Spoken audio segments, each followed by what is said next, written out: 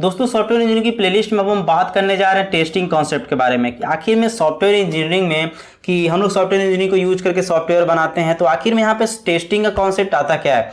तो सबसे पहले हमें ये समझना चाहिए। अभी हम यूनिट टेस्टिंग, इंटीग्रेशन टेस्टिंग वगैरह काफ़ी चीज़ें आगे आने वाली वीडियो में देखेंगे, लेकिन हमें स्टार्टिंग में पता होना चाहिए कि एक्चुअल में ये क्या होता है टेस्टिंग। तो उसको हम लोग समझने जा रहे हैं। पीछे बहुत सारी मैंने वीडियो अपलोड की है सॉफ्टवेयर इंजीनियरिंग से रिलेटेड, नहीं देखे हो तो चेक करो, डिस्क्रिप्शन में लिंक अवेलेबल है प्लेलिस्ट का, नोट्स का भी लिंक वहाँ पे अवेलेबल है, वहाँ से एक्सेस कर सकते हो। चैनल पर नए हो तो ऐसे ही इंटरेस्टिंग वीडियो के लिए सब्सक्राइब करना मत भूलना। वीडियो को लाइक करो, अपने दोस्तों के साथ शेयर करो और इस वीडियो को एंजॉय करो। चलो बात करते हैं हम टेस्टिंग कॉन्सेप्ट की। ठीक, तो यहाँ पर देखो, software testing is a process of identifying the correctness of software by considering its all attribute, reliability, scalability, portability, reusability, usability, and evaluating the execution of software component to find software bugs or error or defects।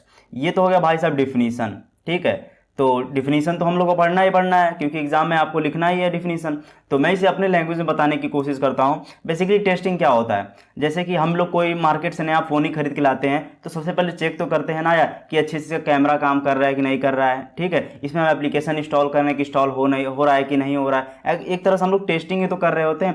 ठीक उसी तरह से जब company में software वगैरह बनाए जाते हैं तो उसके करेक्टनेस को चेक किया जाता है, यानी कि ये सॉफ्टवेयर जो डेवलप हुआ है ये करेक्ट है कि नहीं करेक्ट है, इसमें सभी फंक्शनैलिटी अच्छे से वर्क कर रही है कि नहीं कर रही है। ठीक है, वो सभी चीज़ों के लिए टेस्टिंग की जाती है और वहाँ पे देखा जाता है कि सॉफ्टवेयर में कोई बग्स या एरर वगैरह तो नहीं है, कोई डिफेक्ट्स तो नहीं है। वो सभी चीज़ों को फाइंड आउट किया जाता है टेस्टिंग की मदद से। अगर कोई बग्स या कोई एरर या कोई डिफेक्ट्स मिलते हैं डेवलपर को तो वो क्या करता है, उस बग्स एरर को वहाँ पे वो सॉल्व कर देता है। ठीक, तो आई होप कि आपको टेस्टिंग का मतलब समझ में आ रहा होगा कि जब कोई ऑर्गेनाइजेशन में कोई भी सॉफ्टवेयर बनाया जाता है तो सबसे पहले उसकी टेस्टिंग की जाती है। मतलब सॉफ्टवेयर बनने के बाद उसकी टेस्टिंग की जाती है कि यार अच्छे सभी फंक्शनैलिटी वर्क कर रही है कि नहीं कर रही है, और फिर अगर कोई बग्स वगैरह एरर वगैरह अगर होता है तो क्या किया जाता है, उसे वहीं पर फिक्स कर दिया जाता है। ठीक, ताकि जब कस्टमर यूज करे तो उसे वहाँ पे प्रॉब्लम ना हो। अब यार बताओ, आप ही गए हो कि दुकान से एक नया फ़ोन खरीद के लाए हो, ठीक है, मैं एक फ़ोन का एग्जांपल ले रहा हूँ, और उस फ़ोन का कैमरा अच्छे से काम नहीं कर रहा है। मतलब सभी लोग सेल्फी लेते हो ना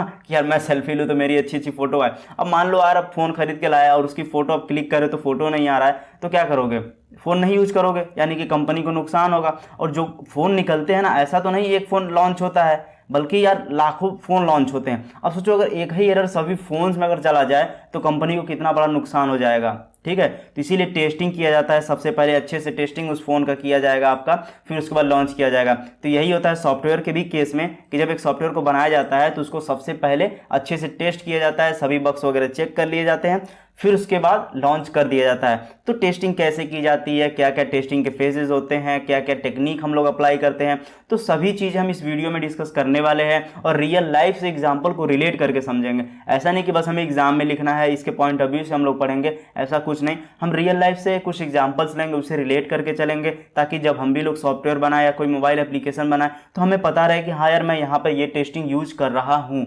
ओके, यहाँ पर देखो एक पॉइंट दिया हुआ है, it is a method to check whether the actual software product matches expected requirements to ensure that the software product is defect free. यानी कि इसका मतलब ये है कि हम चेक करते हैं कि जो सॉफ्टवेयर बना है क्या वो रिक्वायरमेंट के अकॉर्डिंग फुलफिल कर रहा है कि नहीं कर रहा है। यानी कि जब कोई कस्टमर आया होगा एप्लीकेशन बनवाने के लिए, मान लो कस्टमर आई है एप्लीकेशन बनवाने के लिए, तो अपनी रिक्वायरमेंट बताया होगा ना कि मुझे इस एप्लीकेशन में ये चाहिए, चैटिंग करने के लिए, वीडियो कॉलिंग करने के लिए ये काफ़ी मुझे फंक्शनैलिटी चाहिए। तो क्या होता है कि उसकी टेस्टिंग की जाती है कि हाँ कस्टमर ये चीज़ें बता कर गया था, तो इस एप्लीकेशन में ये वीडियो कॉलिंग, ये चैटिंग की चीज़ें अच्छे से वर्क कर रही हैं कि नहीं कर रही, ये सब चीज़ें देखने के लिए और इस सॉफ्टवेयर को डिफेक्ट फ्री बनाने के लिए टेस्टिंग किया जाता है। ठीक, उसके बाद देखो, some prefer saying software testing definition as white box and black box testing. Okay, तो आई होप कि आपको एक्चुअल में टेस्टिंग का कॉन्सेप्ट समझ में आ गया होगा। मैं इसको थोड़ा अच्छे से इसलिए बताया हूँ क्योंकि आपका टेस्टिंग क्या होता है ना सॉफ्टवेयर के फील्ड में, वो आपका पहले क्लियर हो, फिर उसके बाद हम चीज़ों को अच्छे से समझेंगे। ठीक, अब यहाँ पर देखो टेस्टिंग का ऑब्जेक्टिव क्या है। मैंने काफ़ी ऑब्जेक्टिव आपको एग्जांपल में कवर कर दिए हैं, लेकिन फिर भी ये जो स्टेप बाय स्टेप कुछ ऑब्जेक्टिव है मैं उसे बताने की कोशिश करता हूँ। पहले नंबर पर देखो, फाइंडिंग डिफेक्ट्स विच में get created by the programmer while developing the software. अब देखो टेस्टिंग में क्या होता है कि हम वो सभी चीज़ें वो कमियां देखते हैं कि जब प्रोग्रामर कोड कर रहा होता है तो कुछ गलतियां कर देता है। अब ये बताओ, प्रोग्रामर जो होता है वो तो इंसान ही होता है ना, इंसान से तो ही गलतियां होती हैं। तो जब वो कोड कर रहा होता है बंदा, तो हो सकता है उससे कोई गलती हो गई हो कोड करने में, ठीक है, और वहां पर वो देख ना पाया हो, वहां पर समझ ना पाया हो। तो क्या होता है कि टेस्टिंग जब होती है ना, तो टेस्टिंग में पता चल जाता है कि हाँ आपने इस मॉड्यूल में ये गलती की है। तो उसके बाद क्या होता है कि उसको रिपोर्ट कर दी जाती है और फिर क्या किया जाता है, वो चीज़ें सही कर दी जाती हैं। ठीक, उसके बाद देखो, gaining confidence in and providing information about the level of quality. अब देखो, अगर आपका सॉफ्टवेयर एरर फ्री रहेगा, बग फ्री रहेगा, तो आपकी कॉन्फिडेंस बिल्डअप होगी, आपकी कंपनी की कॉन्फिडेंस बिल्डअप होगी, ठीक है, और आपके कस्टमर की जो एक्सेप्टिंग लेवल जो होगी आपके प्रोडक्ट की, वो बहुत ही हाई होगी, ठीक है, और आपकी क्वालिटी भी बहुत अच्छी होगी। चीज़ें वही मानी जाती है ना जो एरर फ्री होता है, ठीक है, जहाँ पे गलतियाँ बहुत कम होती हैं, तो उसी चीज़ों को बेस्ट माना जाता है, यानी कि आपके एप्लीकेशन की भी क्वालिटी इंप्रूव होगी उससे। टू प्रिवेंट डिफेक्ट्स, ठीक, to make sure that the end result meet the business and user requirements, ठीक। उसके बाद देखो, the objective of the testing is finding as many software defects as possible. मतलब जितने भी पॉसिबल डिफेक्ट्स वगैरह, errors वगैरह होते हैं ना, वो सभी चीज़ें फाइंड आउट करने के लिए हम लोग टेस्टिंग करते हैं। Ensure that the software under test is bug free before release. यानी कि देखो, ये बहुत ही अच्छा कॉन्सेप्ट है। यहाँ पर देखना, ये जो रिलीज है ना, रिलीज का मतलब शायद आप में से कुछ लोग समझ रहे होंगे। देखो बेसिकली क्या होता है कि जब हम सॉफ्टवेयर को बनाते हैं, ठीक है, तो मान लो मैं मोबाइल एप्लीकेशन का एग्जांपल लेके चलता हूं। आप कोई भी प्लेटफॉर्म यूज करके अगर एक मोबाइल एप्लीकेशन बना रहे हैं, तो उससे जब हम लोग टेस्टिंग कर रहे होते हैं ना, तो उसे डीबग कर रहे होते हैं, बार बार डीबग कर करके हम लोग टेस्ट कर रहे होते हैं, चेक कर रहे होते हैं क्या ये फंक्शनलिटी अच्छे से वर्क कर रही है नहीं कर रही, मैंने जिसका कोड किया वो कोड अच्छे से वर्क कर रहा है कि नहीं कर रहा है, ठीक है। बिफोर रिलीज, ये कॉन्सेप्ट ध्यान देना, बिफोर रिलीज मतलब कि जब हमें कोई एप्लीकेशन यूजर को ट्रांसफर करना होता है यूज करने के लिए, यानी कि जब आप हो सकता हो प्ले स्टोर पर एप्लीकेशन पब्लिश करना चाह रहे हो, ठीक है, या आप यूजर को सेंड करना चाह रहे हो एप्लीकेशन को यूज करने के लिए, तो वहां पे हम रिलीज करते हैं। यानी कि बिफोर रिलीज, यानी कि यूजर्स को एप्लीकेशन देने से पहले, यानी कि कहीं सोशल मीडिया या फिर गूगल प्ले स्टोर, डेवलपर अपने अकाउंट पे गूगल प्ले स्टोर पब्लिश करने से पहले उसकी टेस्टिंग जो की जाती है, ठीक है, बिफोर रिलीज, ठीक है, यही होता है। यानी कि हमारा जो सॉफ्टवेयर हो वो रिलीज के पहले पूरा बग फ्री हो, देन उसके बाद हम रिलीज करें उस सॉफ्टवेयर को यूजर के लिए, ठीक। आई होप कि चीजें आपको समझ में आ गई होंगी। तो यहाँ पर मैंने कुछ टाइप्स ऑफ सॉफ्टवेयर टेस्टिंग का कुछ मैं यहाँ पे डायग्राम आपको दिखा रहा हूँ, ठीक है। इसमें क्या होता है, एक मैनुअल टेस्टिंग होता है, एक ऑटोमेशन टेस्टिंग होता है। मैनुअल टेस्टिंग में क्या होता है, वहाँ पर ह्यूमन का इंटरेक्शन होता है, यानी कि जब ये मैनुअल टेस्टिंग करते हैं तो हम सभी चीज़ें, मतलब काफ़ी चीज़ें हम लोग मैनुअली कर रहे होते हैं, खुद कर रहे होते हैं। ऑटोमेशन में क्या होता है कि इसके लिए एक स्क्रिप्ट बना दी जाती है या सभी चीज़ें ऑटोमेट कर दी जाती हैं कि हाँ ऐसे ऐसे टेस्टिंग करना है। आप लोग सेलेनियम का नाम सुने होंगे, सेलेनियम का नाम आप लोग सुने होंगे, तो ज़्यादातर इसका यूज टेस्टिंग में ही किया जाता है।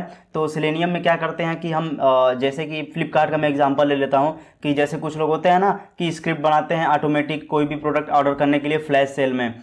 तो फ्लैश सेल के लिए क्या किया जाता है कि बटन जो होती है ना उसकी एक आईडी होती है, जो प्रोडक्ट जहाँ पे होता है उसकी एक आईडी होती है। तो इंस्पेक्ट वगैरह करके हम आईडी वगैरह निकाल के उसके, तो सेलेनियम की मदद से हम एक स्क्रिप्ट बना देते हैं। और जैसे कि जब 12 बजे सेल आने वाली रहती है तो उसके 5 मिनट पहले या 2-3 मिनट पहले हम क्या करते हैं, उसकी स्क्रिप्ट को ऑन कर देते हैं और वो ऑटोमेटिक क्लिक करता रहता है। जैसे ही आपका ऑर्डर, ध्यान दीजिए, जैसे ही आपका ऑर्डर स्टॉक में आएगा, ठीक है, जैसे ही स्टॉक में आएगा तो वो स्क्रिप्ट क्या करती, कंटिन्यू क्लिक करती रहती है। जैसे ही स्टॉक में आएगा तो वो क्या करेगी, आपका ऑर्डर प्लेस कर देगी। बहुत ही मिली सेकेंड में वो क्लिक करती रहती है। और आप एज ए ह्यूमन, आप तो सेकंड में क्लिक करेंगे ना, 1 सेकंड 2-3 बार क्लिक कर पाएंगे, लेकिन वो मिली सेकंड में जल्दी जल्दी जल्दी क्लिक करती है, जिससे आपका ऑर्डर बहुत जल्दी हो जाता है एज कंपेयर किसी दूसरे के, ठीक है। तो यही होता है फ्लैश सेल में लोग स्क्रिप्ट यूज करते हैं, ठीक है, तो वो ऑटोमेशन होता है, ठीक है। वैसे ही मैंने एक एग्जाम्पल बताया कि ऑटोमेशन कैसे होता है, तो वही होता है ऑटोमेशन टेस्टिंग में। क्या होता है कि वहाँ पे जो एक स्क्रिप्ट लिख दी जाती है या काफ़ी चीज़ें पहले सेट कर दी जाती है कि ये स्टेप होगा ऐसे ऐसे ऐसे और ये टेस्टिंग ऐसे हो जाएगी, ठीक। ऑटोमेशन में सभी चीज़ ऑटोमेटिक हो रही होती हैं, ठीक। उसके बाद देखो मैनुअल में क्या होता है, एक white box testing, black box testing, अभी आगे डिस्कस करेंगे, ऐसा नहीं सभी चीज़ें यहीं पर हम लोग बता देंगे। फिर ग्रे बॉक्स टेस्टिंग होती है। अब ब्लैक बॉक्स में यार 2 होती है, एक फंक्शनल होती है, एक नॉन फंक्शनल होती है। तो फंक्शनल में क्या है कि unit testing, integration, system testing, user acceptance testing, ठीक। और नॉन फंक्शनल में आपका होता है capability, performance and usability testing. तो ये यूनिट, इंटीग्रेशन, ये सभी चीज़ें अभी हम आगे डिस्कस करने वाले हैं, तो वहाँ पर आपका कॉन्सेप्ट बहुत अच्छे से क्लियर हो जाएगा और आप भी इस इमोजी के जैसे स्माइल करेंगे, यार अब तो मज़ा आ गया।